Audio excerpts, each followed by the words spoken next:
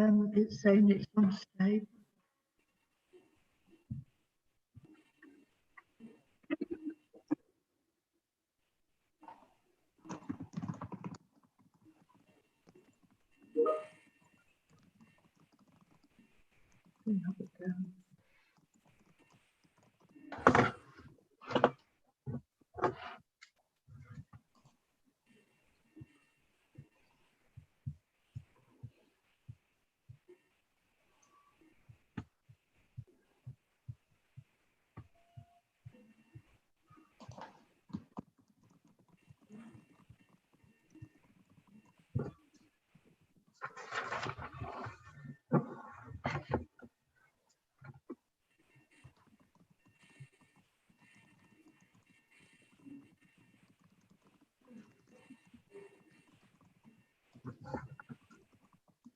Darren? Yeah. My computer thing's not working. We're going to have to change the computer. Can you send a message? Did everybody get the comment from Denise? Yeah. Did everybody get that? Yes. You're the only one I can see, Darren. That's why. I won't be a minute. I'm really sorry about this.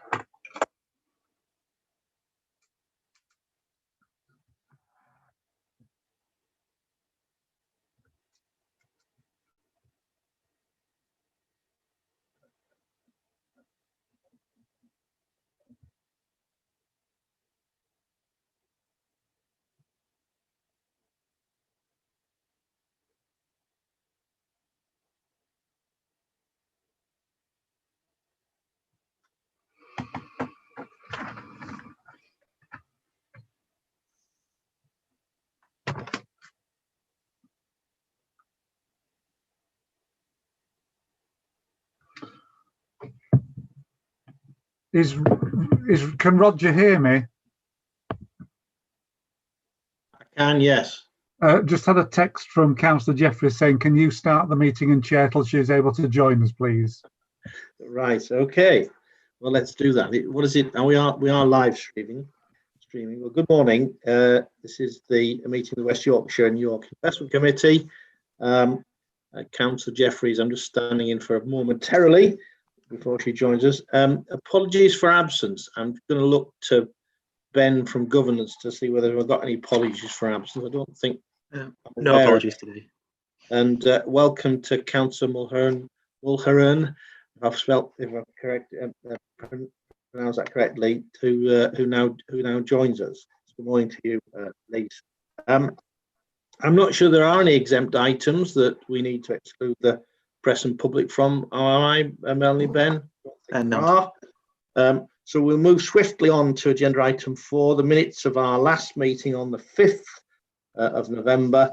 And can I, before asking for your approval, that they accurately record our debate, discussion and decisions, including recommendations to the combined authority, I'll just pause and see if there are any items anybody wants to correct or otherwise before asking for a show of hands for their approval, and then we'll move to agenda item. Are you showing your hands or wanting to raise a question, Councillor Scullion? Thank you. I did actually want to express an interest, a non-pecuniary interest at item 2, declarations of interest, but you were a little too swift for me. Forgive me, Jane. I was attempting to catch up on time. Maybe that was a bit too much for me. Yeah. Because we are discussing flooding schemes later on, I wanted to declare my membership of the Yorkshire and Humberside Regional Flooding and Coastal Committee. Thank you, Chair. Sure. Apologies again, Jane, and anybody else that I might have missed along the way, being too anxious to get on with the agenda. So, are we happy to approve the minutes of our last meeting? Perhaps thumbs up, nods of heads would be fine. It would appear we are. Thank you. So I'm going to turn to you now, Melanie, for the update of our capital programme, recognising we are in the last few months of the local growth fund through to March 21, partway through the Getting Building Fund, and also a few years now into the transport fund, but obviously with other things to come, as well as all the other funds that have come along the way. So with that intro, can I hand to you, Melanie, to give us the update as to where we are? Yes, thank you, Chair. So in terms of the capital programme spend to date, by the end of Q2, we'd spent just under 94 million, which was 28% of our forecast for this year. While that does sound quite low, we always do have a big spend in Q3 and 4. And actually, we're on track to do that again this year and spend the full allocation. And on the growth deal, which, as Roger mentioned, is coming to an end at the end of March, we have spent 28 million by the end of Q2. And in terms of the economic regeneration schemes, we are currently forecasting full spend, and actually we still have a slight over programme position. On the funding to support the transport fund is a much longer programme with still 14 years left to run. And therefore, we can demonstrate actual spend by the end of March, as well as contractual commitments where schemes are going to go on longer over a longer programme period. And that exceeds the allocation that we have on those transport fund schemes. So just to give you the position of where we are, and that we are on track to spend what we were forecasting this year. And I think that the fact that you are seeing a number of projects coming through for approvals, it is also demonstrating that we've got a number of schemes that are due to start spending pretty shortly on that as well. Okay, thank you. Perhaps I could kick off a couple of questions that I would have had, would Denise be chairing it, but if your colleagues will allow me, perhaps you could just give us further comfort in relation to paragraph 2.4 and the more recent Getting Building Fund and the flexibilities we have there. Secondly, just to comment on para 2.8, the output targets by 2025, particularly in relation to new jobs and job safeguarding, where we're expecting to achieve overperform in aggregate, but not necessarily in relation to the component, overperform well on one component part and underperform on the new jobs, whether that's an issue. I just wanted to get a bit of clarification on that, because I know they're minor points, but they're nonetheless important points in terms of our ability to deliver to the outputs we hope for with future schemes along the line. So perhaps I could ask that question. I'll open it up to colleagues for any other questions before we move on. Melanie. Yes, Chair. So on the first point on the Getting Building Fund, we did ask for, I think it was about 13 million for this year's allocation, and we've actually been allocated 26 million. But we have been assured by government that we have flexibilities between programmes. So where we have other capital programmes that may overspend this year, we can in effect pay for that out of Getting Building Fund, but then we need to pay it back into that pot for next year's activity, so that all the named schemes that we have in the Getting Building Fund, where they'll spend more of the funding next year, there'll still be sufficient money in the pot for them to spend next year. So we're currently looking at that, and we can use those flexibilities between programmes. We've also got 3 of those Getting Building Fund schemes out of the 15 that are on the agenda today within the capital approvals report for your consideration today. So the first 3 are coming through. We've had another 7 that have already been submitted for consideration, and we're just doing the appraisal on those schemes. So we are moving pretty quickly, and we expect the majority of those schemes to have been approved before the end of March, and a number of them to start, as soon as they have an approval. On the second point, Chair, around the outputs and the jobs, it's right that if we add the safeguarding and the new jobs figures together, we will exceed our target. On the new jobs alone, we are currently looking as if we will be a little bit down against the target. But what we haven't got in there yet are the jobs created that we expect to see to come through the enterprise zones. And also, if there are any further jobs created between the end of the programme spend and the end of the reporting period on things like the business growth programme. So we need to look at that, and I think that figure will increase, and we're currently considering that and having discussions with government colleagues on those targets and outputs. Thank you, Melanie. I just wanted to check in on the veracity of the comment that starts at the beginning of paragraph 2.9. You've just done that. Thank you. Okay. For me. Any other comments or questions from colleagues? Councillor Groves, would you like to come in? Thank you, Chair, and well done to everyone who getting those schemes out of the door and creating those jobs. That's what we absolutely need.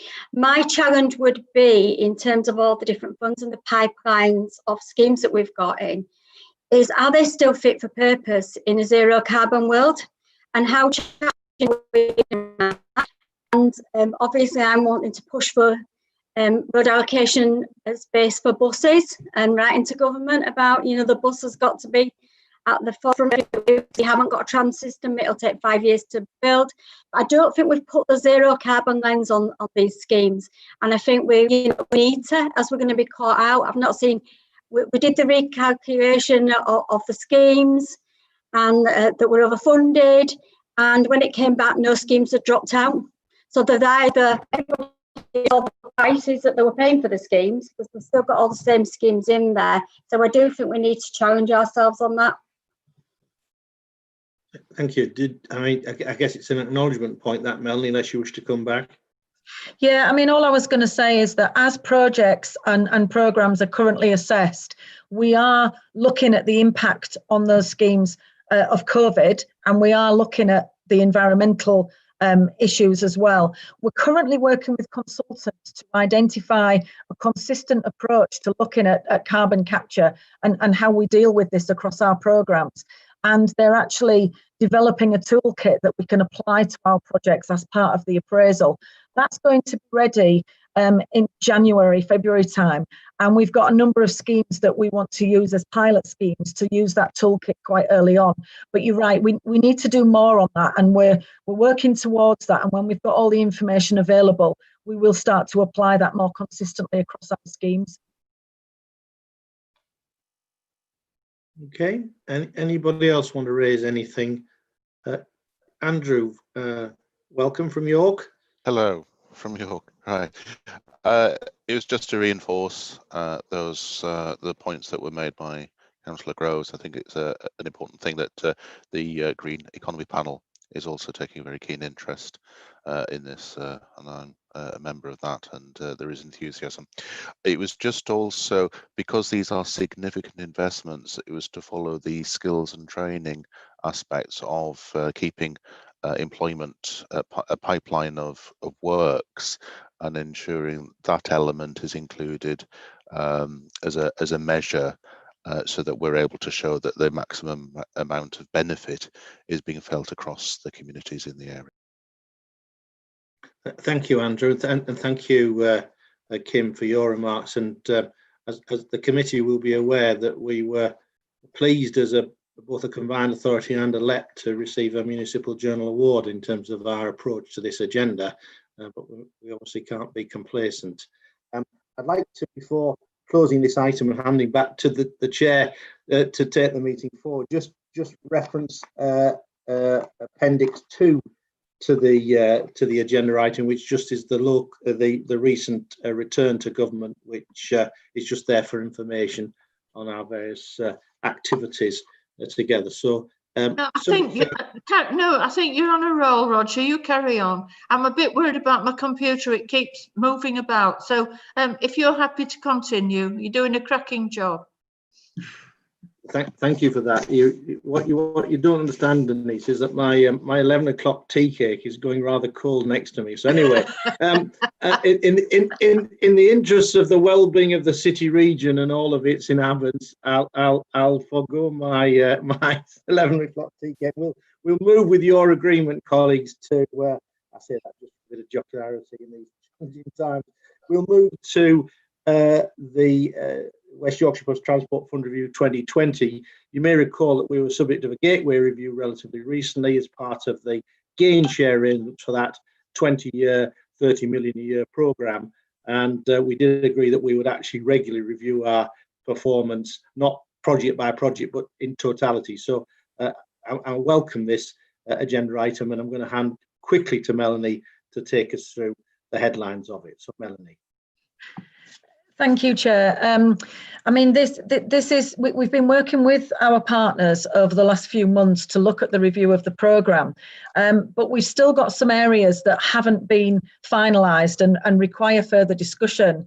So the proposal was that we were going to have a workshop with officers and members in January to discuss future priorities and how we take this item forward. Given that we haven't been able to hold the workshop yet, we're proposing to withdraw this item, and we'll consider this item further once we've had a chance to have a joint workshop with officers and members. So this will come back to a future meeting, and we'll formally withdraw the item at this stage. There's also one of the items in the capital approvals report, which is in the next agenda item, that again requires further discussion. So we are going to withdraw the A64 Regent Street discussion and the item from the next agenda item. We're going to take that off the agenda and withdraw that until we've had chance to have a further discussion on that as well. Thank you, Chair. Okay, thank you, Melanie. I hope the fact that I'm chairing it doesn't mean to say we'll have any more items withdrawn along the way. Maybe make the agenda very short, but completely understood. Thank you for that, and thank you for also mentioning the point about A64, which we are all very keen to, ensure that an appropriate outcome is achieved soonest. So perhaps we can now move into the capital spending and project approvals item. That's agenda item 7, and we've got quite a few to get through, some of which we are approving today, the allocation of public money, and some of which we're going to be recommending or otherwise, depending on our debate and discussions, to the combined authority for their approval in due course. So perhaps again, I can turn to you, Melanie, to take us through these, and we'll take them, I guess, with officers on the call that are going to add some detail as appropriate. Yes, thank you, Chair. So the first item is to do with strategic inward investment and the Strategic Inward Investment Fund. We currently have 6 live opportunities, and obviously, as we've said earlier, the growth deal runs out at the end of March. So we are keen to conclude those opportunities where we can. And David Shepherd is going to take us through the SIF programme. Thank you, Melanie. Yes, Melanie sets the scene quite nicely there. We've been working hard to have a number of inward investment projects that, as you would expect, from those sectors that are naturally thriving in the current economic period. We have around 6 that I must say are extremely fluid, changing on a daily basis. We're account managing them extremely carefully to assess the impact of the national lockdown and the pandemic on the final investment decision dates. But as we said, we have 6 projects that are expecting some support from the Strategic Inward Investment Fund. The level of support across the 6 is around 7.7 million and represent over 1,000 new jobs. Now, we're not saying that all these projects are going to land, but at this current moment in time, and at the moment of writing this paper, which is in October, there is a real possibility that we could secure them. And what we're trying to do is ensure the approvals process can run in alignment with the with the projects themselves, so that they're not impeded, and that we give them the full potential to be supported by the Strategic Inward Investment Fund if approved and appropriate. So the recommendation here is that we will bring these projects back to Investment Committee on the 7th of January on a project by project basis, should they come forward, and are seeking the authority for the MD authority for the MD to have delegated approval following business investment panel. And we'll also be asking the combined authority at their meeting next Thursday to delegate approval to MD following review at Investment Committee on the 7th of January. There's information on each of the projects. We are under NDA. There is information contained in the paper of each of the projects, albeit very brief in terms of the sector they represent and the value of support they'll be looking for. Thank you, David. And if I may add, obviously it's one of the areas of activity that I have particular involvements with, that pleasingly, if not a little surprisingly, that the region, in all of the circumstances that we all find ourselves in, is undiminished. And in fact, actually, there are a number of projects that David and I are involved with where we are now the preferred UK location. In other words, if it's going to come to the UK, it's coming to us.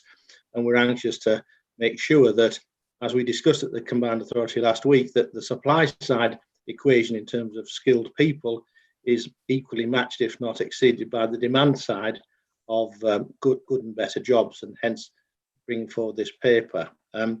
Perhaps I'll just pause there and see if did you want to add anything, Melanie, before opening it up for any questions?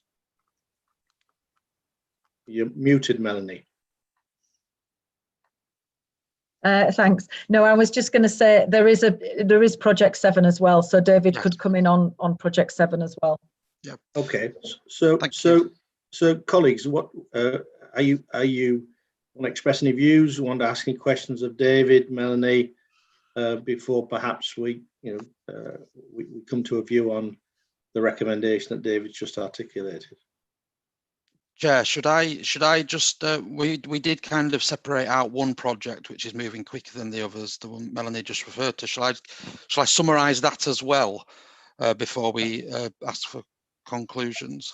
I think I'd just pause momentarily, David, just to see whether the principles of what you've outlined in terms of having a delegated authority so that we can expedite these important projects at the same time as ensuring that we have the funds available to spend within the ever shortening time period through to March 21, just to see whether that is a principle people are content with. And I'll assume nods of heads and thumbs up will be support for this, and we're getting that. So that's really helpful. And thank you, colleagues. So David, back to you for the specifics of the particular project of course, which, as you know, I know intimately, but we won't be able to tell much detail because of confidentiality reasons. Not that we wouldn't want to, but it's so exciting, but also of such significance.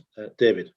Thank you, Chair. So we mentioned earlier the 6 potential projects that we hope will play out in time to be supported and go ahead and be secured. But we separated one out in particular because it's moving a little bit quicker, and it relates to the approval for the CA to contribute around £779,000 from the Strategic Inward Investment Fund to support an expansion project from a well-established foreign-owned business already here in West Yorkshire.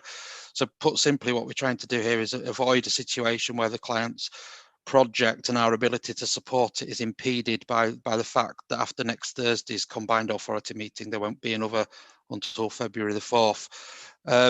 So for the project to deliver at a pace that's aligned with the client and within our current GD3 timescales, which Melanie mentioned, the end of March, we're seeking that the investment committee recommend the combined authority at their meeting next Thursday can delegate authority to the combined authority's managing director to approve this specific application. I'll tell you a little bit more about it. It's a business that is in the advanced engineering manufacturing sector. It currently spends around £22 million per annum in the city region in terms of its supply chain. And I suppose our support is best contextualised within our strategic economic plan to boost business growth and investment, but of course give a much needed shot in the arm to the economic recovery. This particular project will bring net new additional economic activity to the region. It will also strengthen the UK operation in West Yorkshire. It will strengthen their position within the global organisation that they operate in. It will create 156 new jobs, average salaries of around £34,000. 15 of those will be apprenticeships. It will also create, we model around 312 new indirect jobs in the supply chain. It will also bring back a major and disused site within a deprived area of Leeds. And I think there's no better time now than ever before now to reconfirm businesses' commitment to being community focused. So we're pleased to say that the applicant has committed to a number of inclusive growth commitments if they are successful in receiving this application, this award. So the decision we're looking for with this particular project, again, is to delegate the investment committee's role in the strategic inward investment assurance process to MD, and that's subject to the successful appraisal of this application by the business investment panel and the programme appraisal team, that it will be, the authority will be given to the MD to approve this particular application. Back to you, Melanie. Myself even now. Sorry. Any questions on this one? Any comments before seeking your agreement to what we're recommending, so as to keep going with these opportunities? We're happy, content?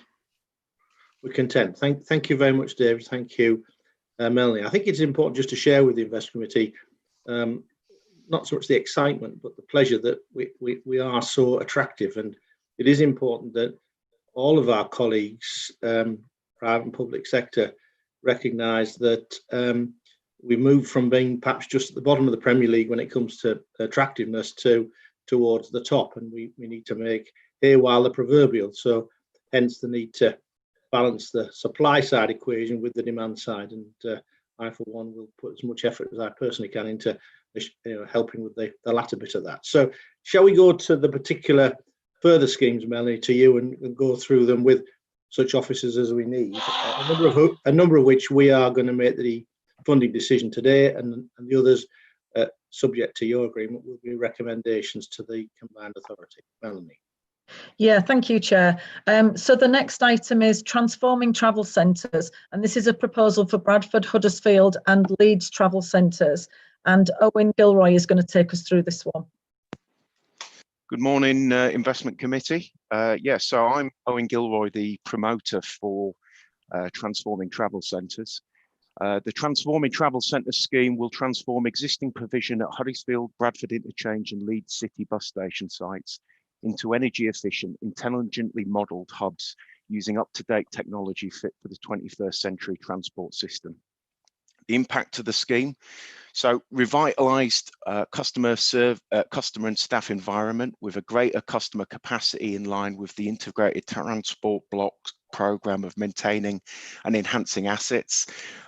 Disability Discrimination Act compliant customer service desks, a reduced carbon footprint by 30 tonnes over the lifespan of the product, release of retail space which has been independently evaluated to repay the cost of the scheme 1.7 times over the lifetime of the output. So what we're looking for today, we are looking for 169,000, that's £0.169 million worth of funding, and approval for the indicative total of £1 million. So the decision we're looking for is approval to proceed through decision point 2, the strategic outline case, which has been submitted, and commence on activity 5, full business case with finalised costs. We're wanting a decision by investment committee using the delegated authority from the combined authority sought as per the report submitted. Thank you, Owen. I'm hoping this is not a contentious item, but I'll look to colleagues to see whether they want to express any comments or ask any questions before going to the recommendation. I'll pause momentarily. It would appear that it's not contentious, Owen, so thank you for that. So can I just check that colleagues are happy to approve, and this is a request for a shade under £200,000 to move this project on, the total cost of which is £1 million if I've read the papers correctly. So are we happy to approve? I think I've had a few thumbs up. So yes, done, Owen. Thank you. Thank you very much. Melanie? Thank you. The next one is the A58 corridor, and this scheme is part of our corridor improvement programme. James Bennett is going to take us through this one. Hi, Melanie. Can you hear me okay? Yes, Yeah. welcome, James. Good. Hello, thank you. I'm James, working on the corridor improvement programme. I'll just run through the paper that's in front of you. So that's on page 8 of the capital spending report. There's also a bit more detail in item 7. So just to summarise, the A58 is a really core route connecting the city centre of Leeds, heading out northeast towards Hare Hills and Roundhay direction. If you're not as familiar with the corridor, it suffers from quite poor journey times due to significant congestion along that route. So an overall aim for the scheme was to improve sustainable travel modes along the route to improve accessibility and journey time. So the outline business case has been undertaken. In that, there's been a analysis and, for example, a review of all the long list of options. That review has reduced it down to the short list that's in the paper today.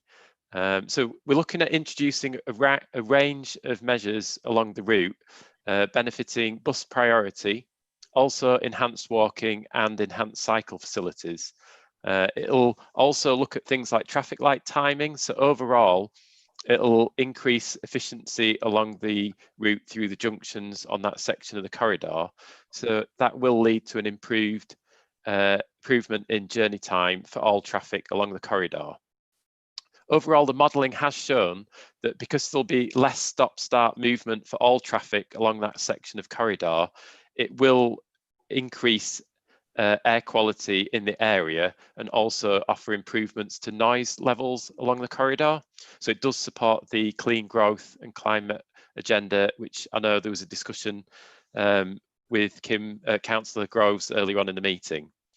I'll just give a couple of examples as well, because I know, just picking up Councillor Groves, you were mentioning about bus lane enhancements and priority for buses. So there will be additional segregated new sections of bus priority along the corridor.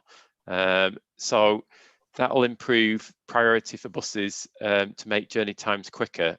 For example, we're adding extra additional lengths at the Barrack Road towards the south end of the section of road. Just as well, I wanted to mention that we are improving for cyclists and pedestrians. So, for example, on the northbound bus lane on Roundhay Road, that will be widened to allow to cater also now for cyclists. We're also looking at adding additional sections of segregated cycle lanes. For pedestrians, the junctions will convert to where you can, press buttons to cross the junction. So it'll be a lot more easy to cross at junctions than present. So overall, the modeling's shown that we'll be able to bring in all those improvements for bus priority, cyclists and pedestrians, but with no net impact on overall other traffic speeds along the route. So it's a really good scheme that it will improve journey times whilst also improving air quality levels and reducing noise levels along the corridor. The scheme has a high benefit cost ratio of 3.9 to 1. So today, what we just asking is that the scheme can move and proceed from decision point 3, outline business case, to decision point 4, full business case, to develop the plans in more detail. We will undertake further consultation. We're also asking to reaffirm the total scheme costs, including construction's £9.53 million. But today we're asking for £1.259 million of that to develop the plans in more detail. Thank you, Chair. Thank you, James. And I should, just out of complete transparency, declare a personal interest in this particular project, being a resident of Roundhay, just for good order. So I will just open up for questions or comments. Councillor Groves, Kim. Thank you, James. You've described my dream scheme with all those interventions and for passengers. I think I've got one challenge back to you and to Roger Marsh, if he's in Roundhay. Young people made a video of the traffic.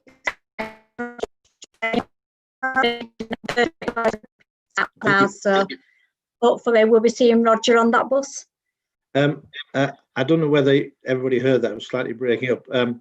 There's every chance I'll be using my pass if the buses run at the early hours that I want to go into the office rather than otherwise. But I can reassure Andrew, Councillor Waller from York, that I won't be resorting, as I did as a grammar school boy, to a bicycle at my advanced stage, even though perhaps it might aid my health. But thank you for that. Any other comments from colleagues? If not, are we happy to recommend, to move the recommendation and seek the approval of the CA? We are. Thank you. Thank you, James. Thank you very much. Thank you. Melanie, back to you. Yeah, so the next item is the rail accessibility package, and we're looking at improvements at Todmorden, Menston and Pontefract Monkhill rail stations, and Helen Ford is going to take us through this one. Good morning, everyone. My name is Helen Ford and I'm the Rail Policy Coordinator working in the Transport Policy team. This scheme is the Rail Accessibility Package to be funded, part funded by the Local Transport Plan Integrated Transport Block. The scheme will deliver accessibility improvements at 3 rail stations, the installation of lifts to the existing underpass at Todmorden, and lifts and replacement footbridges at Menston and Pontefract Monkhill. The scheme will improve access and journey times by rail to employment, education, leisure and housing for persons with reduced mobility, lowering carbon emissions through the reduced car use and therefore improving air quality, and also encourage local housing and employment growth within the areas surrounding the stations. Value for money assessment was determined and endorsed by the Department for Transport as part of the successful bidding application process for its Access for All programme. And the scheme supports inclusive growth by delivering step-free, fully accessible stations for all, particularly to benefit persons with reduced mobility, improving their access to jobs, education, leisure, etc. The total cost of the scheme is 7.044 million, and the total value of the combined authority funding required is 709,000. The funding recommendation being sought today is for the full value of up to 709,000. Therefore, the decisions seeking to progress today are that the scheme proceeds through decision point 5 and commences activity 6.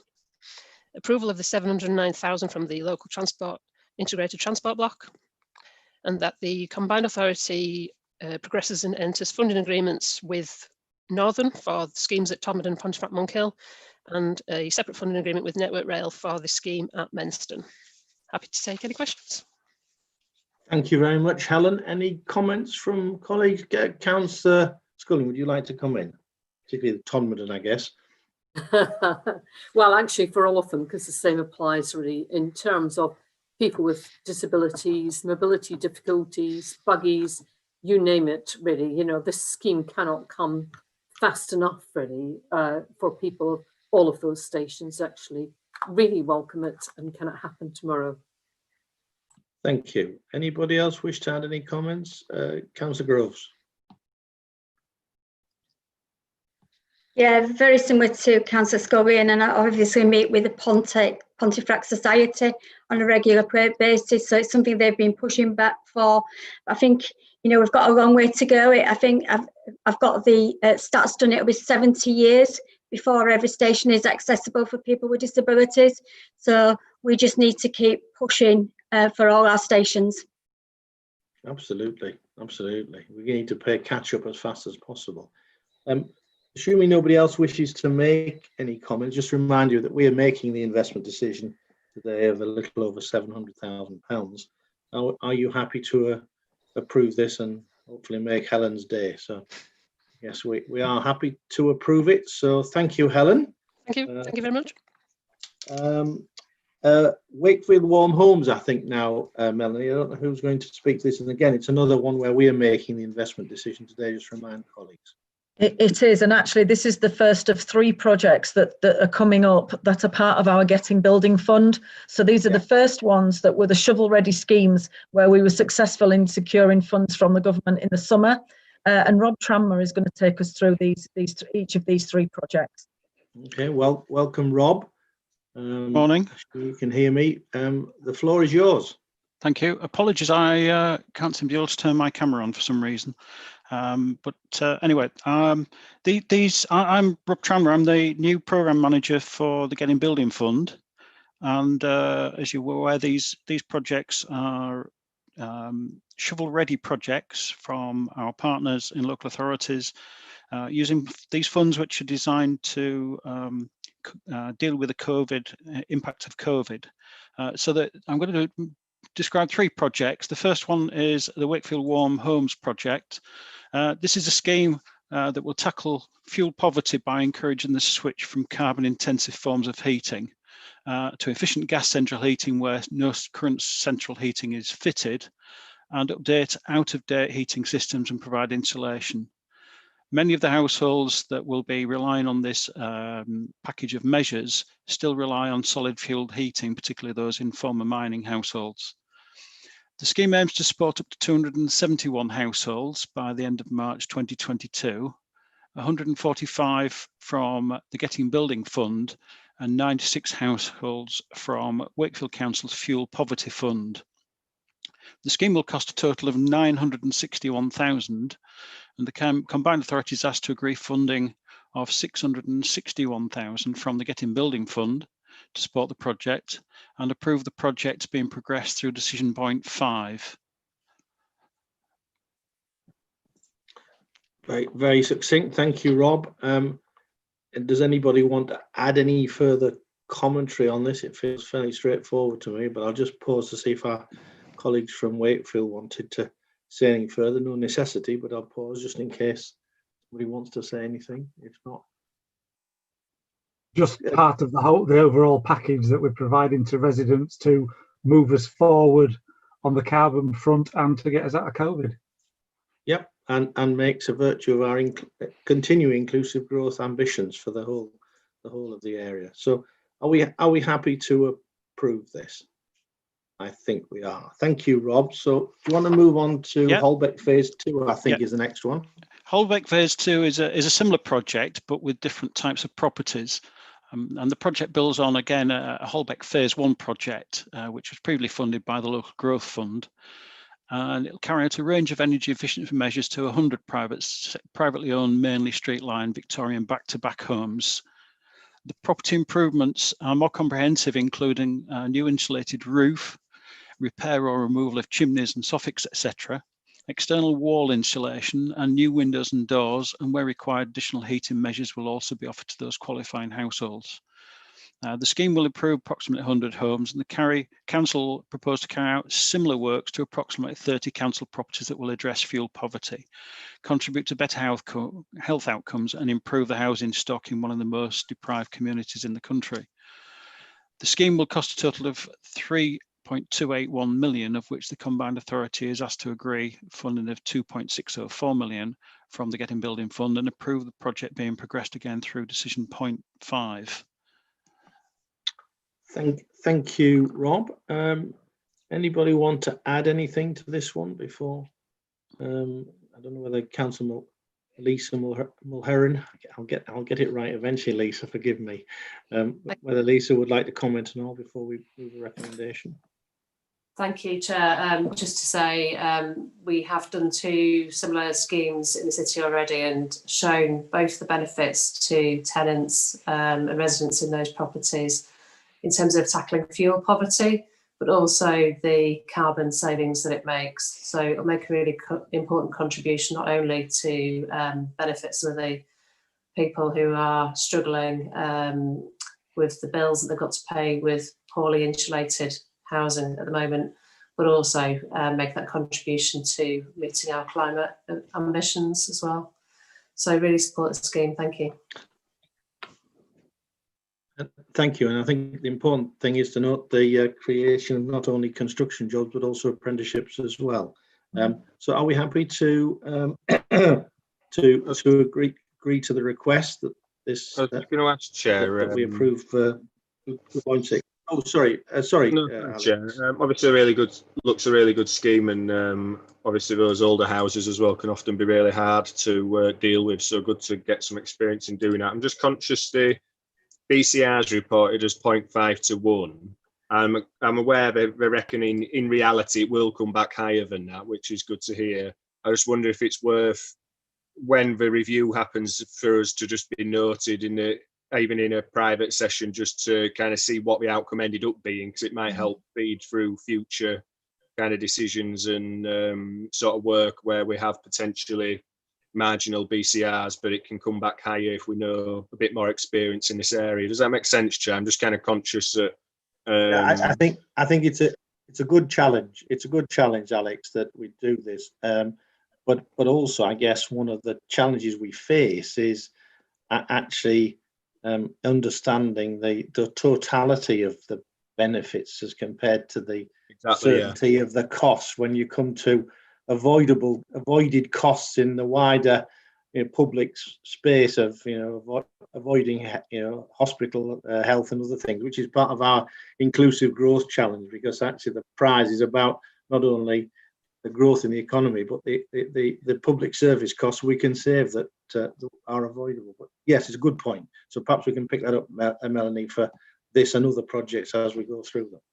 So we're happy to recommend? Yes. Absolutely, Chair. Yep. Thank you very much.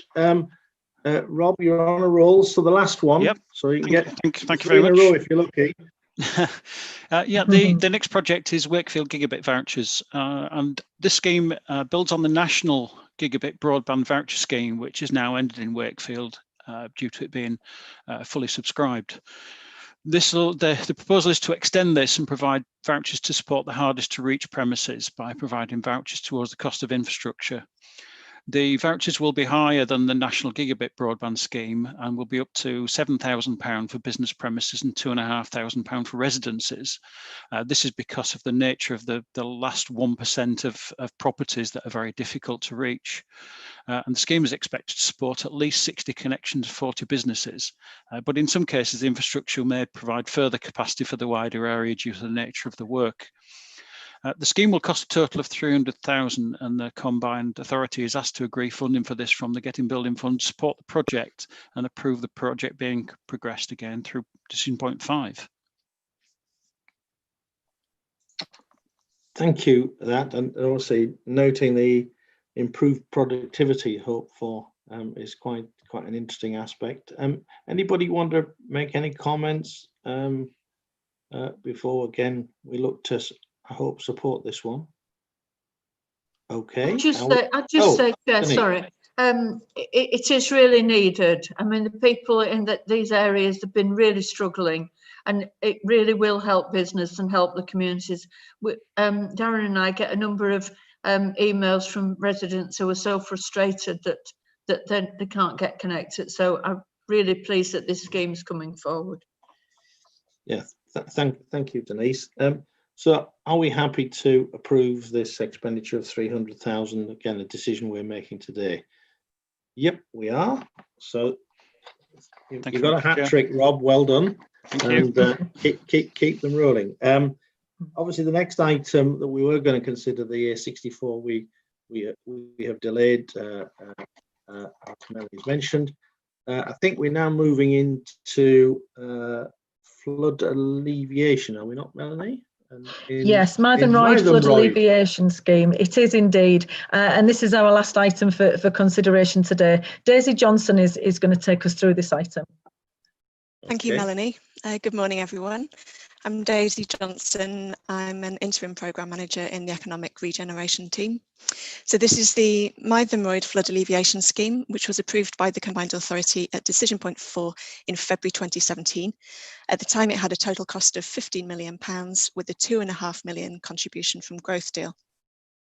Works included the construction of new flood walls to the River Calder and Crag Elphin Brook, widening of the river channel, and removal and construction of a new bridge at Coldine Avenue.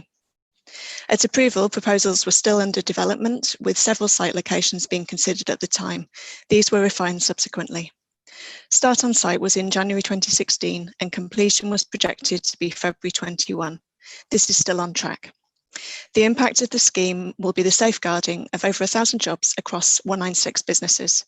This is an increase from 500 jobs over 102 businesses in 2017. The total cost of the scheme has risen to at least 41 million. To date, the total cost to the Combined Authority has been £2.5 million, which was awarded in 2017. So the award of the additional 2 million would take the total cost to the Combined Authority as 4.5 million. This would be the final award in the 20 million Growth Deal flood alleviation programme. So the decision we're looking for today is the approval of the change request to the Mythenroyd flood alleviation scheme, which will release an additional 2 million from the Leeds City Region Growth Deal, taking the total Growth Deal contribution to 4.5 million. And it's a recommendation to the Combined Authority that we're seeking as part of this report. Thank you, Chair. Happy to take any questions. Thank you, Daisy. Very well put. I'm sure Councillor Scullion would want to make some supporting comments. So Jane, over to you.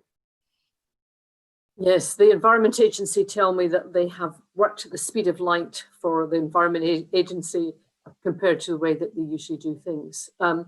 When we started after the floods and Boxing Day 2015, when we started in 2016, 2017, the project actually looked very different. They had to basically design and procure at the same time, really, and normally they would spend some years, some considerable time planning that work, and it had to be, you know, that early scope actually was something that developed and unfolded as we got a better understanding. I think I just want to say two things, Chair, by way of comment. One is that I strongly believe that flooding resilience and flooding prevention work is actually part of our infrastructure. We renew our bridges and we renew our roads and other important structures. Actually, flooding structures are part of the infrastructure of this country that we need to tend to. And the other thing is really to say that in many ways, the Mythenroyd scheme has acted as an exemplar. The Environment Agency have learned a lot from this, and we've given us as a council some of our knowledge and experience in terms of what we've learned. And I think the benefits actually go well beyond Calderdale and West Yorkshire. Thank you, Chair.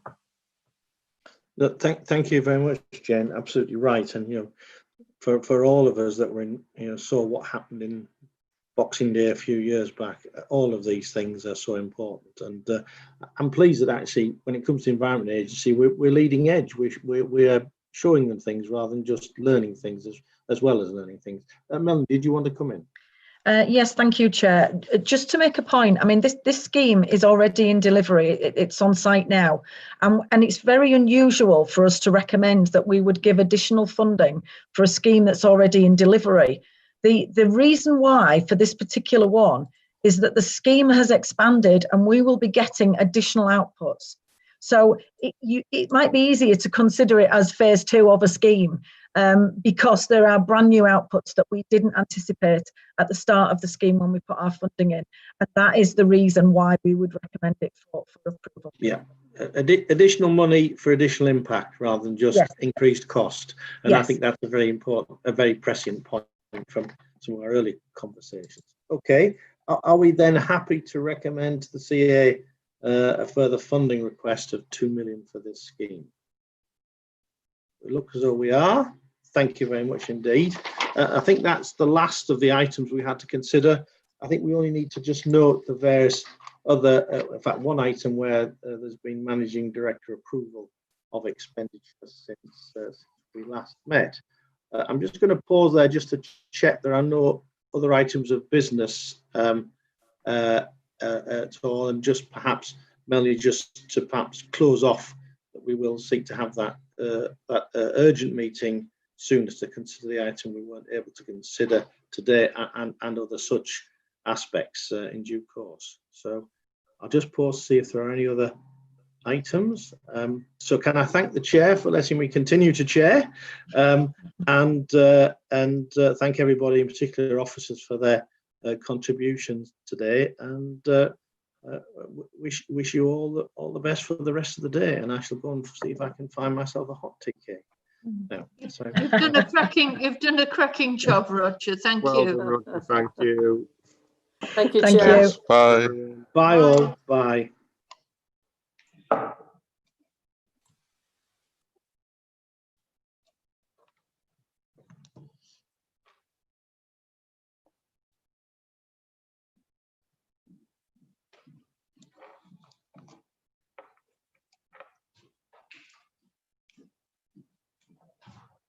No, we had to set 2 about Leeds. Oh, did you?